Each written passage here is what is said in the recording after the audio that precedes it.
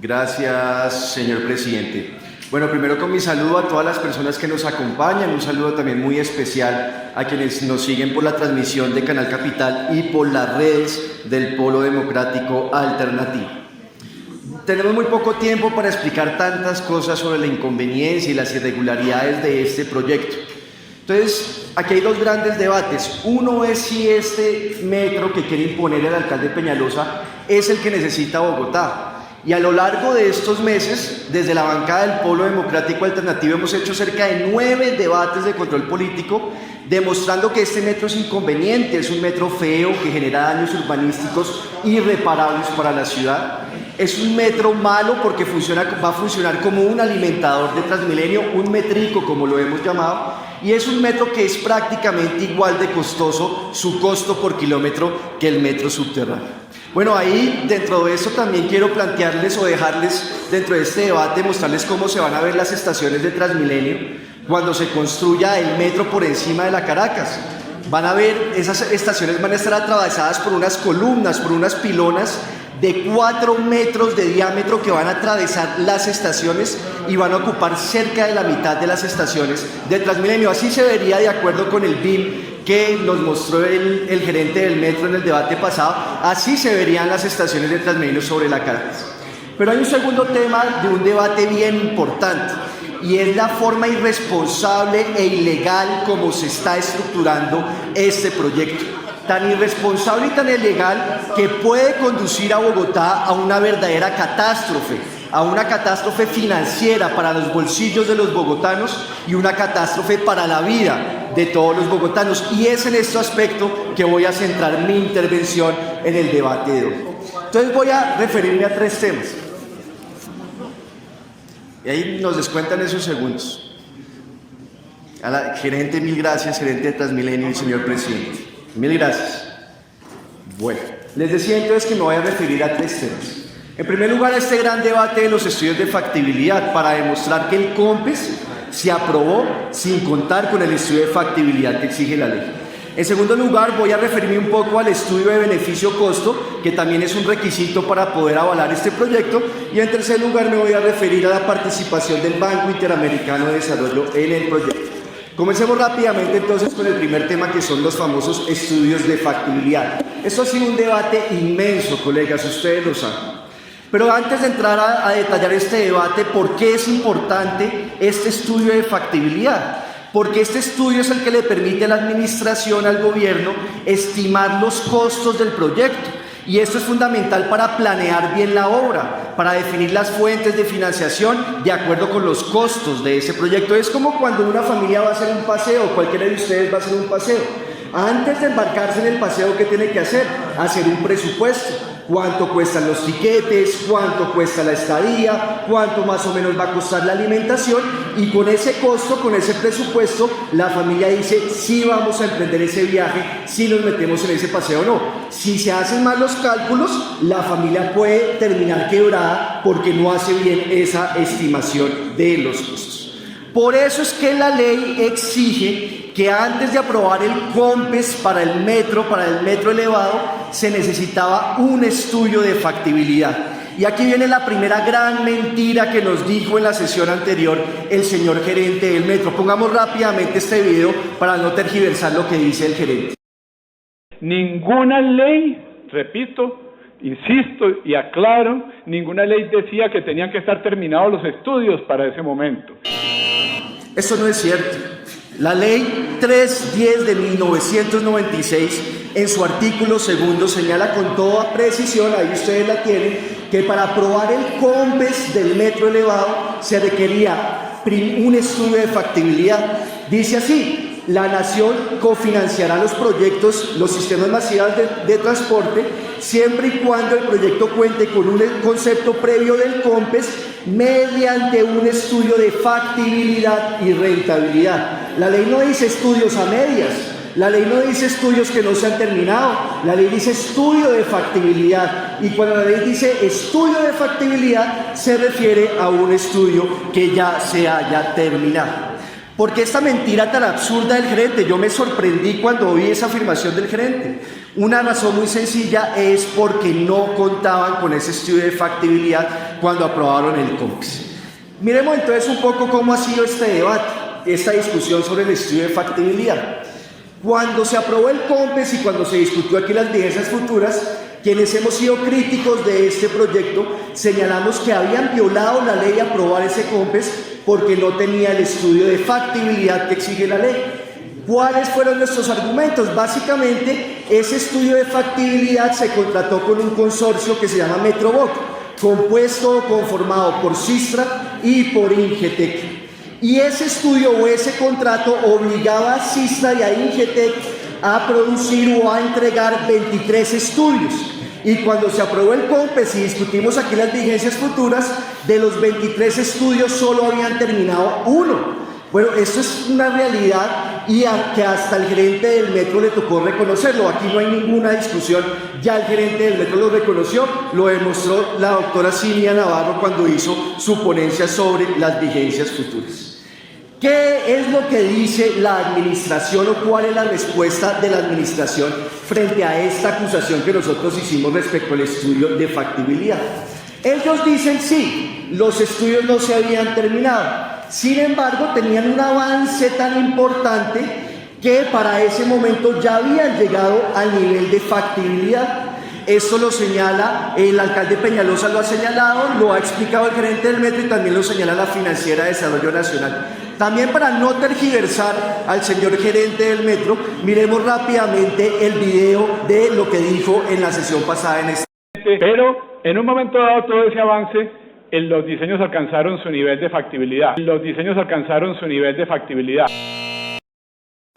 Bueno, y nosotros entonces insistíamos y le decíamos, pero su nivel de factibilidad. Esto tampoco es cierto, ya lo voy a demostrar. Entonces nosotros insistíamos, concejal Lozada, y decíamos, pero ¿cómo es posible que digan que ya se llegó al nivel de factibilidad si esos estudios no se han terminado? Pero bueno, el gerente insistió y decía que ya habían llegado a su nivel de factibilidad. Después de eso, el consorcio Sistra siguió entregando estudios y siguió entregando productos. Y nosotros decíamos, pero hombre, si siguen entregando estudios, entonces no tenían el estudio de factibilidad en septiembre de 2017, que fue cuando se aprobó el COMPES. Y entonces aquí surge una pregunta elemental, colegas, que es una pregunta clave en este debate. Si para septiembre de 2017 ya estaba el estudio de factibilidad y luego de esa fecha Sistra siguió entregando productos y siguió entregando estudios y los terminó de entregar en agosto de 2018, ¿a qué corresponden esos estudios que ha entregado Sistra después de que se aprobó ese COMPES? Alguien tiene que dar una explicación sobre esto. Y en la pasada sesión el gerente del metro dio una explicación a ese interrogante con esta diapositiva que ustedes van a ver en sus pantallas.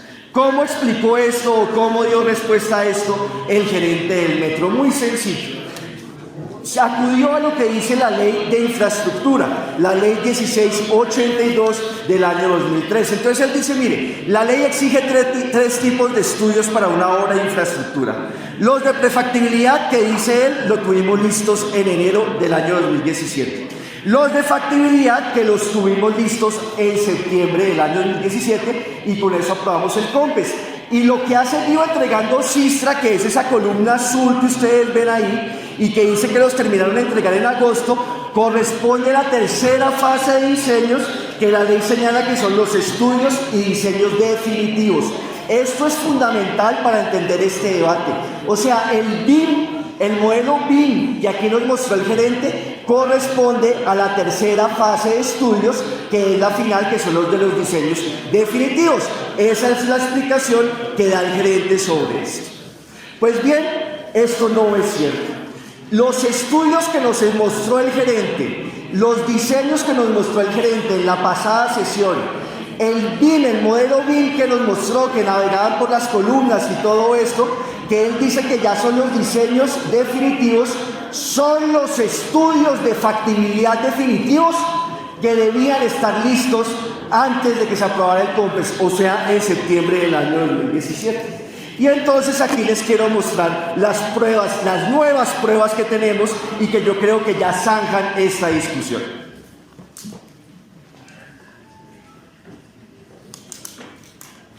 ¿Cuáles son estas pruebas? En agosto de este año, le envié un derecho de petición al presidente de la Financiera de Desarrollo Nacional que está estructurando el proyecto. Le pedí que me informara el estado de avance de cada uno de los productos y estudios contratados con SISTA. Ojo con lo que me contestó el 6 de septiembre del año 2018, ahí ustedes lo tienen en sus pantallas. Dice, mediante el oficio número tal, del 10 de agosto de 2018, de hace unas pocas semanas, la Financiera de Desarrollo Nacional hizo entrega a la empresa Metro de Bogotá para su correspondiente revisión de la versión final de los productos de la etapa 1 de los estudios y diseños de factibilidad. De factibilidad, no los diseños definitivos, la versión final de los de factibilidad. El 10 de agosto del año 2018, cuando ese estudio tenía que estar listo en septiembre del año 2017, que fue cuando aprobaron el COMPES. Pero sigamos mirando una segunda prueba. Entonces accedí al oficio que menciona esa respuesta que me envió la Financiera de Desarrollo Nacional. Es el oficio remisorio del 10 de agosto, mediante la cual el presidente de la financiera le entrega al gerente del metro la versión definitiva de los productos elaborados por SISTA. ¿Qué dice ese oficio? Ahora no sé si ya lo tienen, pero lo voy a repartir a cada uno de los concejales una copia para que ustedes lo puedan leer con todo detenimiento. Me dice el concejal Sergio Nieves que ya está en cada una de sus curules. Bueno, ahí ustedes también lo tienen en la pantalla. Entonces, miremos con todo detalle qué dice ese oficio remisorio de los estudios. Primero dice lo lógico y dice que mediante ese oficio le está enviando los productos terminados de la consultoría contratada con el consorcio Metroboc, compuesto por SISTA y por Ingetec. Esos son los estudios, repito, que el gerente dice que ya son los definitivos. Después, entonces, en ese oficio, el presidente de la financiera explica cómo fue la elaboración de esos productos. Dice que en el año 2017 se hicieron dos macroactividades. La primera, los trabajos de campo, y la segunda, los talleres de trabajo. Y agrega esto, colegas, ojo, estas dos macroactividades fueron la base para realizar los diseños que se entregaron en versiones preliminares durante el segundo semestre de 2017 y que sirvieron de base para dar un concepto sobre la factibilidad del proyecto. Una versión previa, colegas, no una versión definitiva. Quiere decir esto que el COMPES lo aprobaron con una versión preliminar de los estudios de factibilidad. Pero además agrega lo siguiente: luego de hacer ese COMPES y de tener esa versión preliminar, señala que la versión final de los diseños elaborados por el consorcio Metroboc se entregó a la Financiera de Desarrollo Nacional el pasado 18 de diciembre del año 2017. Se le entregó a la financiera por parte de SISTA la versión final de esos estudios. Pero explican, como aquí lo explicó el gerente, que eso entró en un proceso de revisión. La interventoría decía esto le quedó mal, lo de las escaleras eléctricas, etc.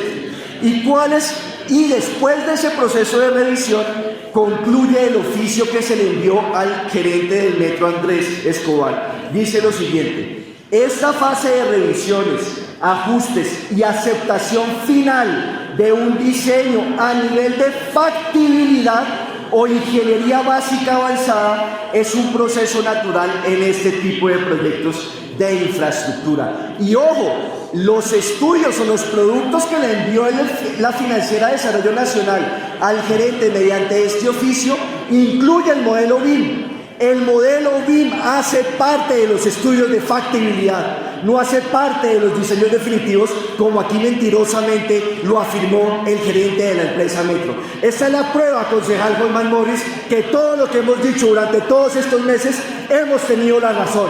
Esos no son estudios de diseños definitivos, son estudios de factibilidad que tenían que estar antes de que se firmara el COMPES, y el COMPES se firmó fue con una versión preliminar, y eso es abiertamente ilegal. Señor gerente del metro, aquí está la prueba reina que lo que nosotros hemos dicho corresponde con la realidad. ¿Cuál es el problema de esto? Bueno, además del lío legal en que se metieron, tiene un segundo problema. Yo lo expliqué con el ejemplo de la familia. El estudio de factibilidad sirve para estimar los costos. Como lo hicieron con una versión preliminar del estudio de factibilidad, los costos están mal estimados. Y quiero entonces mostrarles lo que dijo el gerente del metro, que es inaceptable en la sesión del pasado 12 de septiembre. Pongamos rápidamente el video, por favor. Repito, insisto, el costo oficial de hoy del proyecto es lo que ustedes ven en la pantalla, 12.9 billones de pesos expresados en pesos del 2017, colombianos. De ese número salieron las vigencias futuras, la de la nación y la ciudad.